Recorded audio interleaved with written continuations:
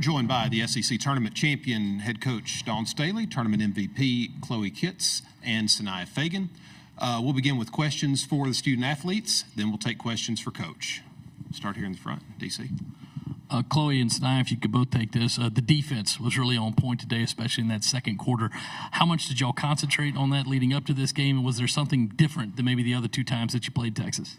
We were all locked in. We all wanted to win, so we all went out there and gave us their best shot. Yeah, we just tried to match their intensity and just go out there strong and hard. Over on the right, Cora. Sania, when you think about your journey at South Carolina, to have these kind of performances this weekend on both sides of the ball to help you guys win a third straight championship, just what does this moment mean to you? It means a lot to me just to know that I trusted my process and Coach trusted me as well, and I went out there and did what I had to do. The back. This one's for the both of y'all. In that second quarter, the crowd really got going. I think y'all started on a 17-0 run. Obviously, Colonial Life was great, but how does this environment compare to the y'all's home gym? I mean, it's amazing. It almost feels the same. All those fans came out and supported us. We appreciate it so much. Yeah, it's like a home game away from home. Right. I didn't think they were that loud. we want this to be the SEC tournament home. We want to keep this as a... They weren't loud enough, honestly. Yeah, CLA's way louder. What? In the front, Cora. Sania, the way Chloe played this weekend, just what did you see from your perspective of what was working so well for her, and just what did you think of her performances this weekend? I think Chloe's a dog. I mean, inside, outside, whatever you give her, you tell her go, she gonna go, and she gonna get that bucket. So, I mean, give total props to her, MVP, well deserved. Thanks, sweetie. Welcome. All right, Corey. Sania, you've played a lot of basketball games with Bree Hall. I wanted to get your take on her defensive performance today. I know she was tasked some of the time with guard Madison Booker. I know you, again, seen her kind of lock down a lot of the other team's best player. What did you think of how Bree played defensively today? I think she did great. When she has an assignment, she sits there, she studies it, and she takes her time to learn what she needs to do. She asks questions, and she goes out there and do what she needs to do.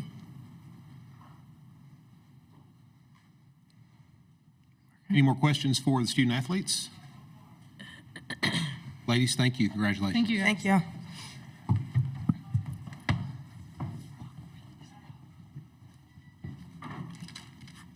We'll take questions for Coach.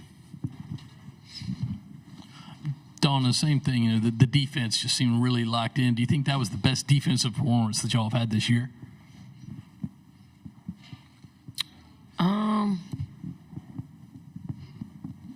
I think it was timely. I think it was what we needed today. I think we needed to play a lot better than the last time that we played them. And, I do think we used our experience being here to our advantage. I know Feagin's been here a lot. Chloe's been here a lot. Some of the young ones, Raven's been here a lot. Breezy's been here a lot.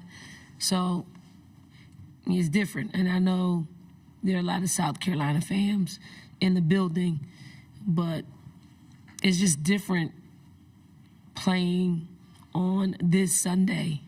And if you haven't really experienced it, you need to experience it. And I know that come the next few years, Texas is going to be right back here. And they'll be, and I'm not saying that they weren't prepared. It's just, to win a national championship, you got to have been to a Final Four and experienced all the things that come with it. And then if you ever get a chance to go back, you just right some of the ship that needs to be righted. You get overly excited, you get so close to the goal, and then something trips you up. When you've gone through that process, it doesn't trip you up. We'll stay here in the front. And I'm not saying that's what happened to Texas, y'all. I'm just giving you all my experience with being here and being at a Final Four. Dawn, when we were down in Columbia for the senior night, I asked you if You thought this was going to be the toughest SEC champion. You said by far this is going to be the toughest. Yet you guys won by 21, 18, and 19.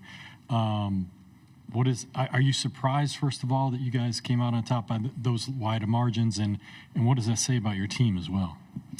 I mean, it didn't feel like that. It didn't. Like, the stress levels were up for the 3 games. I mean, we're playing some of our best basketball, and we didn't know how it would turn out. But I thought we put our habits out there on the floor for 3 games, and it wasn't perfect basketball, but I think we were in it for longer stretches the way that we needed to play in order for us to win, and it produced some really quality wins against like stiff competition. All right, second row on the right.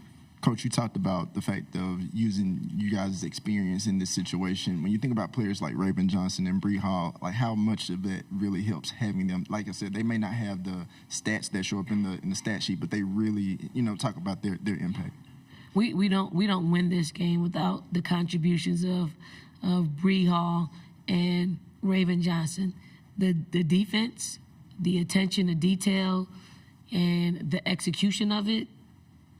We don't. We put those 2 in positions of basically quarterbacking our defense. If Reezy doesn't make it, make Booker, doesn't make her work hard for catches, and then when she caught the ball, if she doesn't, play her the way that we needed to play her, or shade her the way we needed to shade her. If Raven wasn't, in the position of having Booker see her and see Breezy. And then we did a really good job at fronting the post players. And then Raven was always around, executed, to the highest level. And you have to have players that have experienced it, because we came in here and we shot around, but we didn't go live. We just said, this is how we need to play. And then you have someone like a Breezy Hall. Like we were going over some of their high frequency sets at shoot around, and it was a set that most teams run, and I asked them if they wanted to go through it, and they were like, no, give us the hard stuff, like give us the hard sets. It is that she was locked in to the game plan and wanted to know what she needed to do in order for us, for her to help us win another championship. Front row on the right.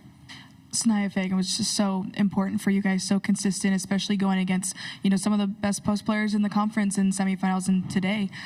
Just when you think about her journey and buying to that process, just what did you think of her consistency this weekend, and how special is it to see a player have this kind of moment? It's kind of really cool to see someone go through their process, and probably the first 3 years of her college career didn't quite look or feel or sound like what she was capable of. And I would say that I never let Feagin play less than her standard. And that meant she sat a lot. That means she played here and there. She spotted here and there. But this year, it paid off. Like, when she's locked in, she's communicative, she's skillful, she can stick to a game plan, she can defend. I mean, she's got great footwork, she's got great touch. She is very efficient around the basket. Like, that is her. Like, you're seeing all of her skill set that we saw during the recruiting process that we didn't see on a consistent basis her first 3 years. Stay in the front. Hey, Dawn, you guys were a 2 seed in the most recent bracket reveal. Do you feel like this weekend secures your status as a 1 seed, and you think you guys should have a shot at the number 1 overall seed in the entire tournament next weekend? When you win this tournament, and you play the schedule that we played, I do think we're the number 1 overall seed, no matter what it ends up being. And we, again, manufactured our schedule to put ourselves in this situation. So I just hope the committee doesn't discount, our entire resume, there isn't anybody in the country that has played the schedule that we've played, that's won this, that had a share of the regular season and then winning the tournament, having beat the number one team in the country. I think Oklahoma's 12. Are they 12? Right? I don't know. They're a top team in the country, and Vandy is a tournament team. Like, there's no one. There's no one. So I'm shocked that we were the number 2 seed. I was very shocked. If beating us gives the people who beat us so much credit, like that you get so much credit for beating us, and yet when we've had some of the toughest stretches in the country and we came out of it unscathed, you can't discount that. Like you can't discredit that.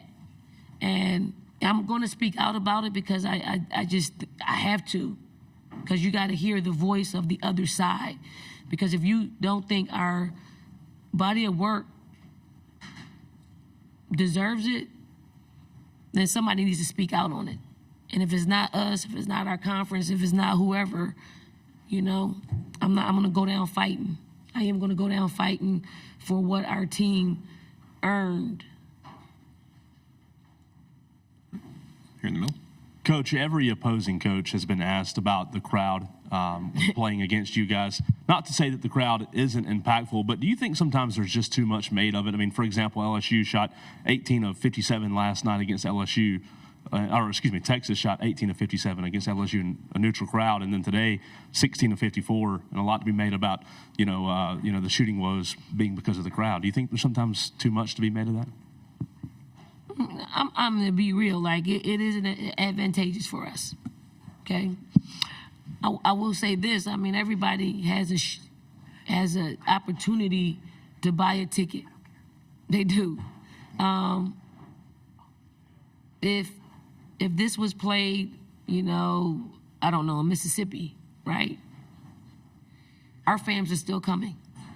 They're coming to wherever we are. We build up, an incredible fan base that travels. Our fans were in Paris last year when we opened the season. Our fans were in Vegas when we opened the season this year. So wherever we are, they're going to travel. I think this location is great. If we're not here, another conference will be here. So, and I think we need to consider the fans too. I mean, it's a great city. Like, it's a great city. There's so much to do.